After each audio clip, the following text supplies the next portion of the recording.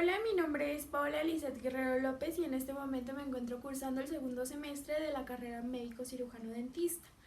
Este video es realizado para el laboratorio de anatomía impartido por el doctor Gaitán y se explicarán los puntos más relevantes sobre los huesos y los músculos de la cabeza y cuello. Primero hablaré sobre los huesos de la cabeza, en los que se distingue el esqueleto del cráneo y de la cara. La función principal es proteger al cerebro, pero también los huesos craneales estabilizan las posiciones del cerebro, los vasos sanguíneos, los vasos linfáticos y los nervios mediante la fijación de las meninges en sus superficies internas. El cráneo contiene varias cavidades prominentes, que es la craneal, que contiene el encéfalo, y entre ellas también las órbitas, la cavidad nasal, la cavidad bucal, la cavidad del oído medio, del oído interno y los senos paranasales. De hecho, los senos paranasales tienen diferente nombre dependiendo de los huesos en los que se presentan, que es el frontal, etmoidal, esfenoidal y el maxilar. Actúan como cámaras que agregan resonancia a la voz, están cubiertas por mucosa y llenas de aire y se conectan con la cavidad nasal.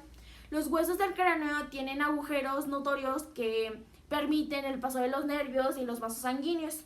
Y los huesos craneales son los que cubren al encéfalo.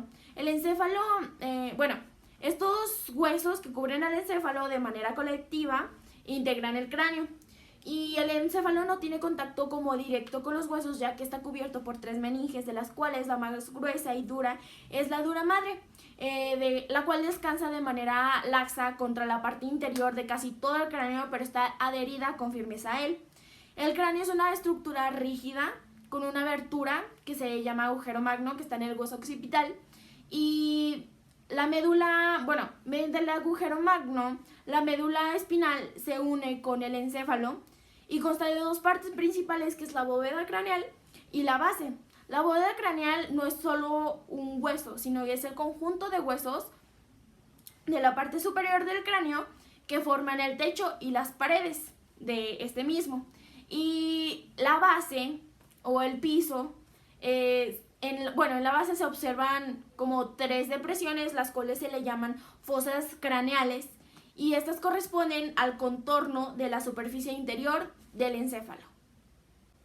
Ahora, con ayuda de mi modelado, les hablaré sobre el esqueleto del cráneo, que está formado por 8 huesos, de los cuales 4 son pares y están simétricamente colocados, y son los temporales y los parietales, y los otros 4 son el frontal, el esfenoides, etmoides y el occipital, que son impares y están situados en la línea media.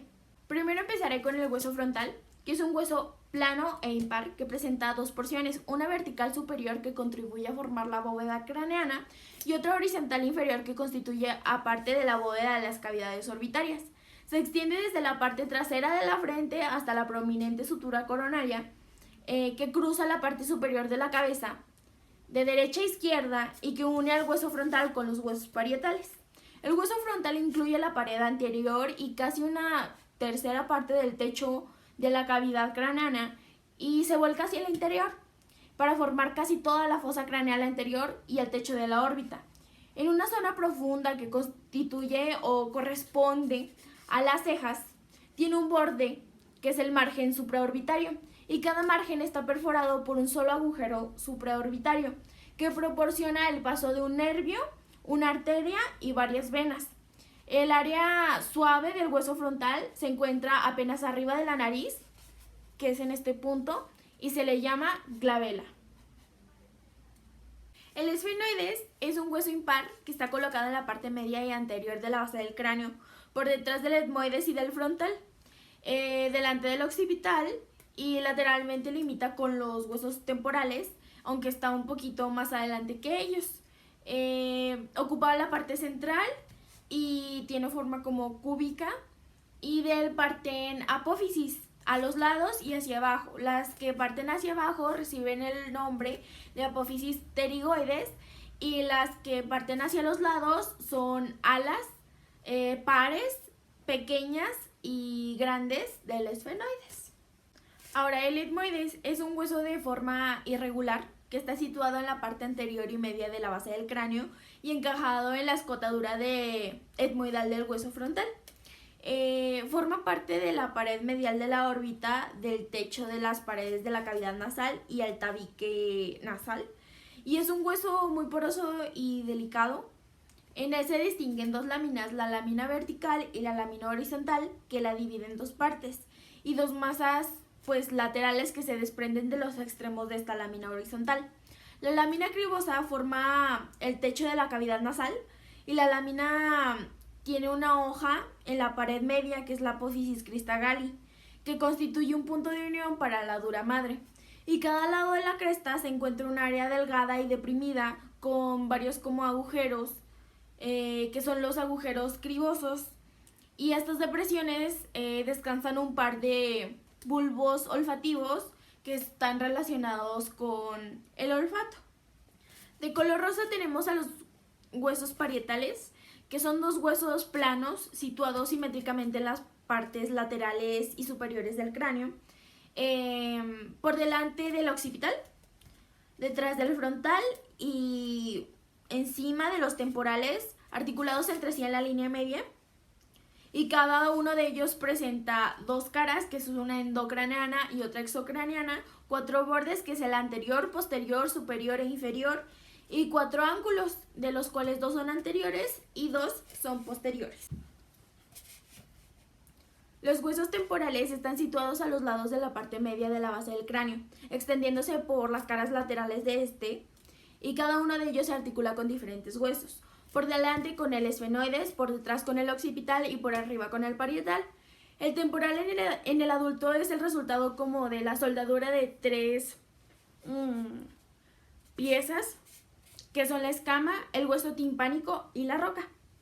Estas tres piezas, al soldarse, crean suturas más o menos visibles y permanentes, y la porción escamosa crece hacia abajo y hacia atrás, formando la porción mastoidea, la cual al soldarse con la base de la roca da origen a la cisura petroescamosa posterior, porque la cisura petroescamosa superior se da cuando la porción escamosa se une con la cara anterosuperior de la roca. El anillo timpánico se suelda con la porción escamosa y origina la cisura tempanoescamosa anterior o cisura de Glaser. Y el mismo anillo forma, al unirse por detrás de la apófisis mastoides, la cisura tempanoescamosa posterior. Como consecuencia de su desarrollo, se distinguen tres partes o tres porciones en el hueso temporal, que es la anterosuperior, que es aplanada transversalmente y recibe el nombre de región escamosa o escama. Por detrás está una masa voluminosa o región mastoidea, y entre ambas, por debajo de ellas, existe una prolongación piramidal de dirección horizontal llamada región petrosa o roca del temporal. Ahora empezaré con los huesos de la cara, empezando con los huesos propios de la nariz, que son dos huesos planos que tienen forma cuadrangular, situados por debajo del frontal, por fuera de la rama ascendente del maxilar superior, y presentan una cara superior donde se inserta el músculo piramidal de la nariz y una posterior que forma la parte anterior de las fosas nasales. Posee un surco etmoidal para el paso del nervio nasal interno y también contiene cuatro bordes. El unguizo lagrimal, que son dos huesos planos de forma cuadrilátera situados por la parte anterior de la cara interna de la órbita, entre el hueso frontal, etmoides y maxilar superior, presenta una cara externa, la cresta lagrimal posterior, que sirve de límite al canal lacrimonasal. Por su cara interna, contiene un canal vertical que limita las celdillas etmoidales y contiene cuatro bordes. El maxilar superior, que es este, es un hueso par de forma cuadrangular que forma la mayor parte de la mandíbula superior.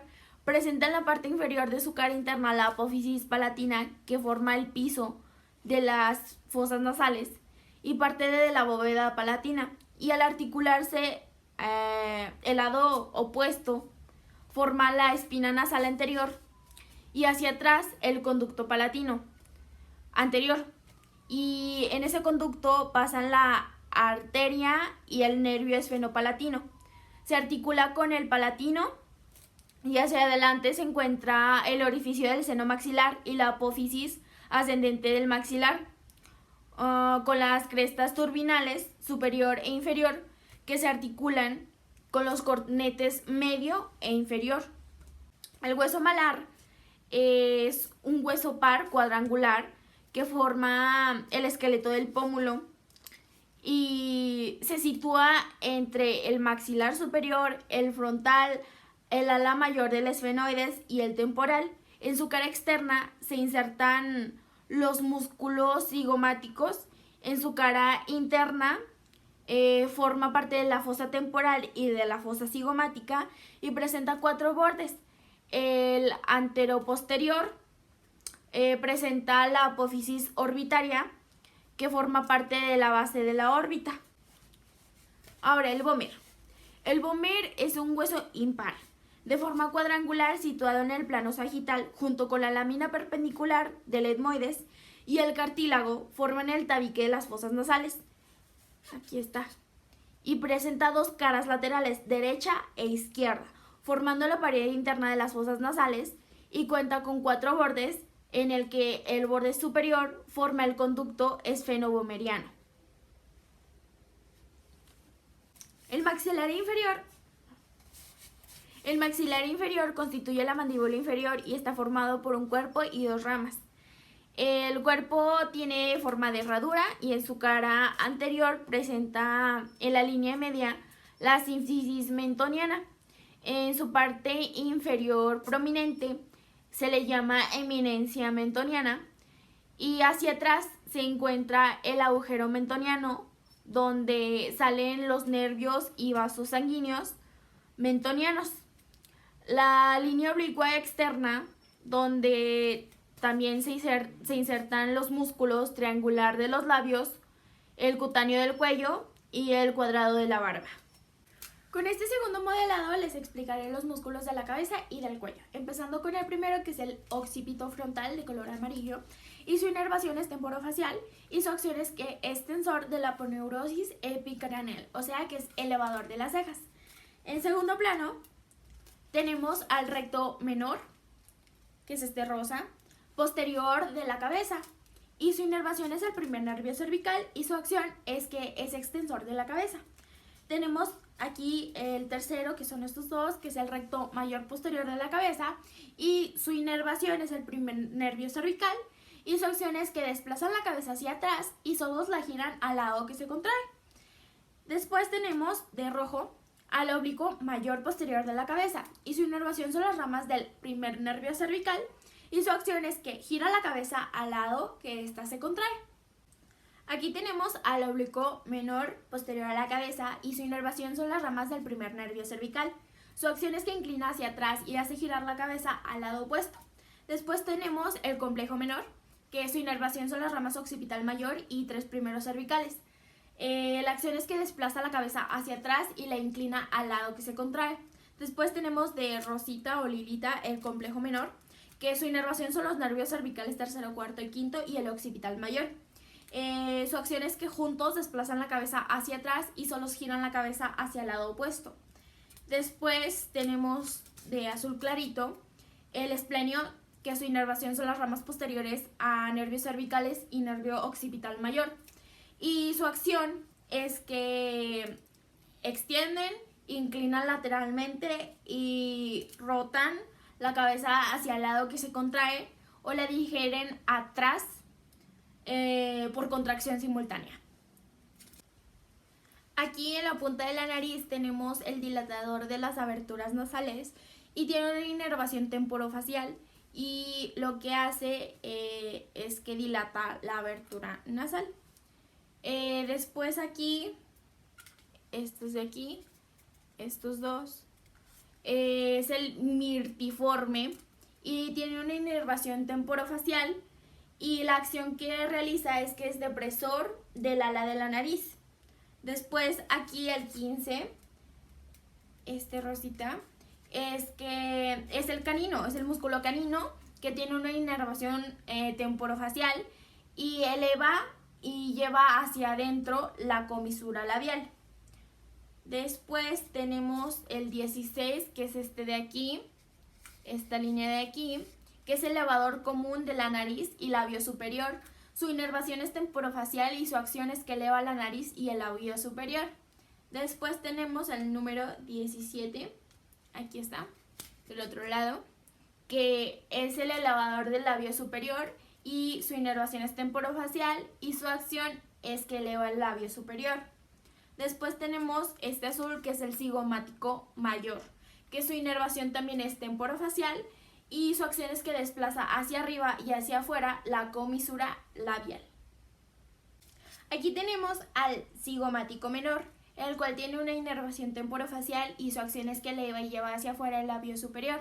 Después aquí tenemos el buccinador, el cual tiene una inervación temporofacial y lleva hacia atrás la comisura labial y es auxiliar en la masticación. Después aquí tenemos el macetero, que su inervación es el maxilar inferior y eleva el maxilar inferior y es el más importante en la masticación. Después tenemos el temporal, el cual tiene una inervación del maxilar inferior y su acción es que eleva y dirige hacia atrás el maxilar inferior. Aquí tenemos al risorio de Santorini, que tiene una inervación cervicofacial y su acción es que desplaza hacia atrás la comisura labial. Después tenemos aquí estos triángulos, que es el triangular de los labios, y su inervación es cervicofacial y su acción es que desplaza hacia abajo la comisura labial. Después tenemos el cuadrado de la barba, que su inervación es cervicofacial y su acción es que desplaza hacia abajo y hacia afuera el labio inferior. Después tenemos el borla de la barba, este moradito que tenemos aquí, y su inervación también es cervicofacial y su acción es que levanta la piel del mentón. Después tenemos el diagnóstico, que es este lilita, y su inervación es el nervio facial y el globo faríngeo para el vientre posterior y el anterior del maxilar inferior. Sí. Y la acción del diagnóstico es que abate el maxilar inferior, eleva el hueso hioides e inclina la cabeza hacia adelante. Y por último tenemos al cutáneo del cuello, que tiene una inervación cervicofacial y su acción es que desplaza hacia abajo la piel de la barba y al labio inferior. Y al esternocleidomastoideo, el cual tiene una inervación del nervio espinal y el tercer par cervical, y su acción es extensor de la cabeza sobre el cuello e inclina el lado del músculo que se contrae. Eso sería todo y muchas gracias.